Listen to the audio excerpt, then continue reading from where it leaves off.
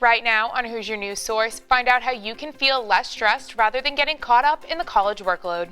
And how hazing allegations against one IU fraternity led to suspension. These stories and more coming up. Hoosier News Source starts now.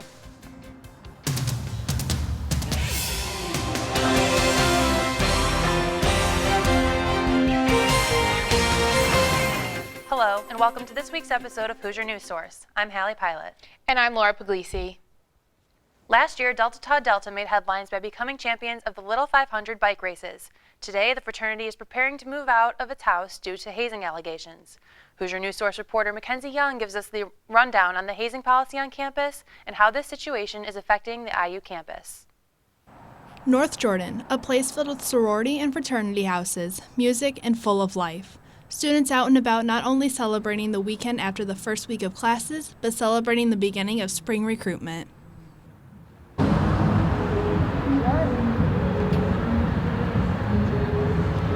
However, 1 week into the spring semester, the Delta Tau Delta fraternity is preparing to pack their bags as the fraternity has to leave their house by the end of January in compliance with its 5-year suspension due to hazing allegations. This happened shortly after 3 of the pledges left the house, and during questioning, one of them confessed to all that had happened. IU's Student Organization Constitution states that hazing is strictly prohibited. It is defined as any contact with subjects another person physically, mentally, emotionally, or psychologically to anything that may endanger, abuse, degrade, or intimidate the person as a condition of association with a group or organization regardless of the person's consent or lack thereof. At the beginning of the fall 2016 semester, the university modified its hazing policy, which granted the IUPD access to any house to ensure safety where danger may occur. Other additions include eliminating open parties, annual education focusing on risks, and eliminating hard alcohol. Greek life is not the only group on campus that hazing has affected. Former allegations such as hazing are a key decision and the reason why IU sophomore Christopher Lee did not decide to rush his freshman year. I joined frat life because really I had a couple of friends joining it, so I was like, yeah, I'll go with you, and it kind of just snowballed into something that I was like prepared to do, and I wanted to do it. The guys were really cool. However, Lee's decision quickly turned. I thought about it and I chose it wasn't the right choice for me just because of the structure of frat life. In the end, it's all about personal decision and having fun, but being safe while doing so. And I can see why other people would be hesitant to join a frat when they see allegations of rape and hazing, because at the end of the day, why would you put yourself through that? For Hoosier News Source, I'm Mackenzie Young. Delta Tau Delta is not currently commenting on the incident and the suspension and has not released a statement on whether or not they will try to compete in this year's Little 500. 54-year-old Thomas Pemberton faces charges after he allegedly raped a woman with developmental disabilities. The incident was reported to police in August, but after a long investigation, police did not issue a warrant to arrest Pemberton until this month. Pemberton turned himself in at the Monroe County Jail 4 days after his arrest. According to court documents, the 19-year-old victim has mild to moderate cognitive deficits and under Indiana law is not equipped to give consent. Pemberton has a pretrial conference scheduled for March. Last Monday, Northwestern basketball player Jordan Hankins committed suicide in her dorm room. The 19-year-old's tragic death continues to raise concern on campus for students' health and well-being. IU is trying to combat these tragedies from happening by offering several health and wellness workshops throughout the semester. The IMU offers services like massage therapy, stress relief, counseling, and group presentations. The IU Health Center also offers a new program called Energy, which is a 4-week wellness program for students that focuses on topics like physical activity, nutrition, and sleep. It's very important to take care of yourself because there's just so much to live for. So the things we offer here, you can actually come in. We have it's called the Zen room back there. We've got a double lazy boy where you can go and relax, take a nap, just zone out. I try to have like naturescapes just to like help you just zone out. Same thing, just like stop thinking about things that are stressing you out. Metzger says that you can also meet with a CAPS counselor for free twice a semester if you're ever feeling stressed or depressed. To speak with a counselor over the phone, call 812-855-5711 and choose option 1. Coming up on Hoosier News Source, find out why President-elect Donald Trump is currently not very fond of the show Saturday Night Live. And IU Athletics had a successful weekend. We'll bring you the highlights. These stories and more coming up. Stay with us.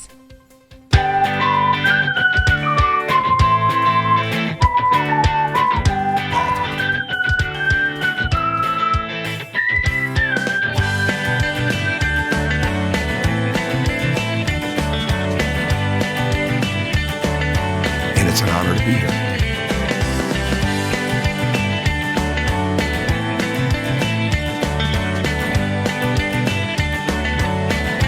After suffering a season-ending injury in late March,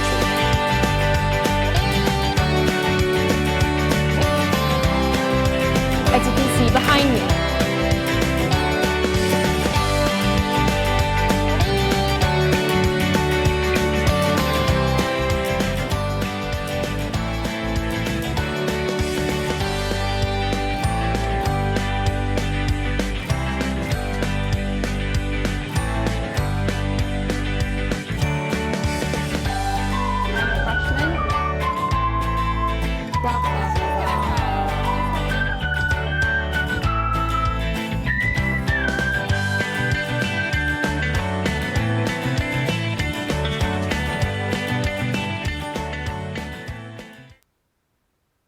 Welcome back. President-elect Donald Trump is under fire once again after the recent press conference he held. Alec Baldwin, known for impersonating Trump, returned to Saturday Night Live to parody the president-elect in a skit. The skit poked fun at Trump for the unconfirmed yet widely covered allegations that he hired Russian prostitutes to perform sexual acts for him. Trump took to Twitter to voice his disapproval of the skit, tweeting, "NBC News is bad, but Saturday Night Live is the worst of NBC. Not funny, cast is terrible, always a complete hit job. Really bad television." Baldwin also made fun of how the president-elect is dealing with the repeal of Obamacare. Eric Holcomb officially replaced former Indiana Governor Mike Pence last Monday. Pence, along with former Governor Mitch Daniels, attended the inauguration ceremony where Holcomb said he will continue to work to take Indiana to the next level.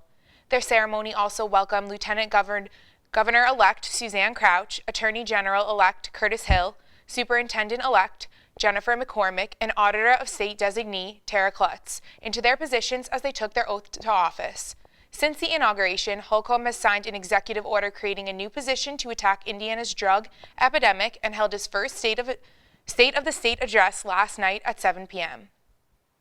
IU Athletics has had a successful past weekend. IUS TV sports reporter Juliana Sherry joins us in studio with a highlight of the weekend's triumphs. Juliana? This week, on our first sports edition of 2017, let's take a look at a few events from winter break and from the first few weeks of the new year. The men's basketball team headed into last weekend with a lot of pressure on their shoulders after starting off the Big Ten season with 3 losses and only 1 win, but they put hope back into the hearts of the Hoosier faithful with a victory over Rutgers on Sunday. Even though IU only managed to hit 4 of their 22 three-point field goal attempts, 10 athletes scored at least 4 points or more to capture their second Big Ten win, 76-57. James Blackman Jr. led the way offensively with 16 points, while OG Anunoby picked the Scarlet Knights' pocket on 7 separate occasions. Indiana will be back in action on Wednesday in University Park, Pennsylvania, where they will battle against Penn State. The men's and women's track and field team continued their early success with a victory on Saturday over in-state rival Purdue.